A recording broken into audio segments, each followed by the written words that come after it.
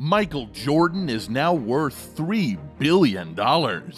Thanks to his sale of the Charlotte Hornets, the NBA legend is in rare air, becoming the first professional athlete to rank among America's 400 wealthiest people. But how did he get there? Today on Tales of Titans, we will dive in and see how he did it. Since Michael Jordan stepped onto an NBA court for the first time in 1984, earning an outsized payday has been a layup.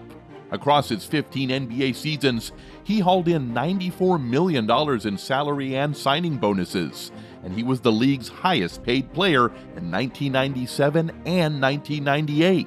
But it was off the court where Jordan put serious air between himself and every other athlete on the planet, earning an estimated $2.4 billion pre-tax over his career with brands such as McDonald's, Gatorade, Hanes, and of course Nike, where his most recent yearly royalty check was for some $260 million. Jordan had his biggest score in August, though, when he sold his majority stake in the Charlotte Hornets at an eye-watering $3 billion valuation. The 27th most valuable franchise in the NBA traded hands for the second highest sale price in league history and nearly 17 times its value when Jordan became principal owner in 2010. That places him in rare air. With an estimated net worth of $3 billion, Jordan has arrived on the Forbes 400, marking the first time a professional athlete has ranked among America's wealthiest individuals. Michael's one of the few people that have had success 3 times, with Jordan's impact as a player and an owner, as well as the growth of the Air Jordan brand at Nike. The prospect of a professional athlete becoming a billionaire is still highly irregular. Only 3 individuals have ever done it.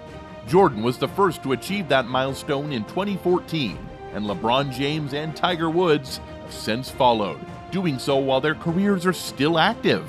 With sports salaries skyrocketing and off-the-field opportunities growing, more are sure to follow, evidenced by the fact that 7 athletes by Forbes count have already notched $1 billion in career earnings before taxes, spending, and agents' fees.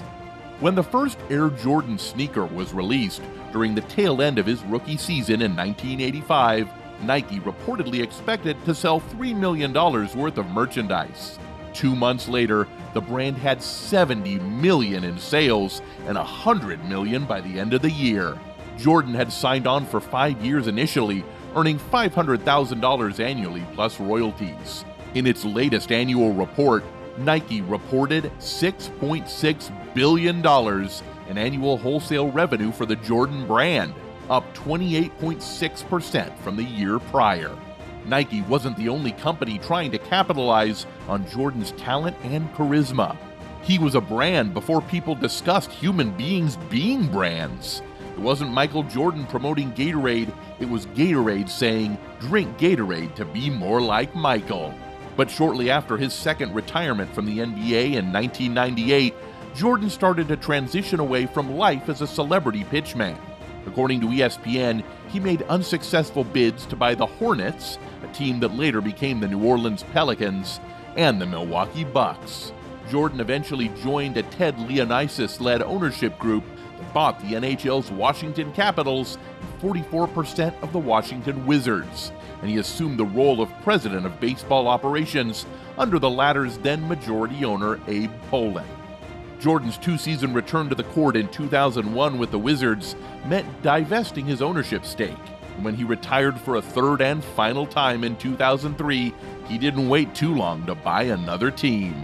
Jordan purchased a minority stake in the Charlotte Bobcats in 2006 and, 4 years later, became the NBA's first player-turned-majority owner in a deal mostly funded by debt that valued the franchise at $175 million. A considerable drop from the initial $300 million BET founder Robert L. Johnson paid for the expansion team in 2003.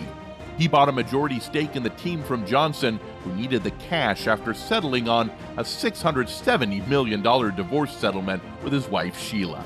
Despite his ultra-competitive nature, success on the court never followed for Jordan's Hornets. The team dropped the Bobcats moniker in 2014, losing in the first round of the NBA playoffs 3 times in the past 13 years. That didn't stop Jordan from riding a wave of rapidly appreciating sports franchises. In 2019, he sold 20% to Melvin Capital founder Gabe Plotkin and D1 Capital Partners founder Daniel Sondheim at a $1.5 billion valuation. The team eventually sold for double that price when Jordan ceded majority control to Plotkin and another hedge fund founder, Rick Schnall, 2 months ago. And as far as NBA teams go, only the Phoenix Suns have sold for more. When United Wholesale Mortgage CEO Matt Ishbia bought the franchise at a $4 billion valuation earlier this year. Jordan retained a small stake in the Hornets, which will keep him connected to basketball while he searches for his next business venture.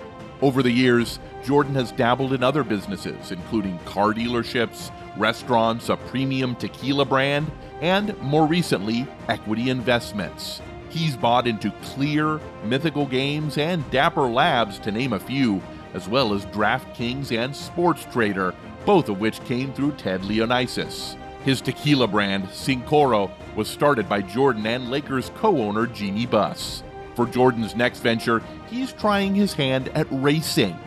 In 2020, Jordan co-founded Cup Series team 2311 Racing with three-time Daytona 500 winning driver Danny Hamlin. Bubba Wallace, the Cup Series' only black driver, became their first official employee when he was hired to drive the number 23 Toyota beginning in 2021. Wallace inspired Jordan to invest in the sport after the Alabama native was influential in getting Confederate flags banned at tracks, pushing for more diversity and inclusion. Despite entering 2021 with 0 career wins, Wallace posted his best season to date with the brand new team. Wallace won his and the company's first race at Talladega Superspeedway in October 2021 and posted a career best average finish. Jordan reaffirmed his commitment to the team in 2022, signing 2004 Cup champion Kurt Busch to drive a second car for 2311, fittingly sporting the number 45, Jordan's other number with the Bulls. The team won twice in 2022, once with both Wallace and Busch, before picking up its fourth win in March 2023 with Tyler Reddick driving the number 45. Since 2311 racing began, Jordan Brand has sponsored the number 45 car twice. First, Busch drove the Air Jordan 3 black cement design at Kansas Speedway in May 2022. In true Jordan form, the car was victorious for Busch's first win with the team and last of his Hall of Fame career.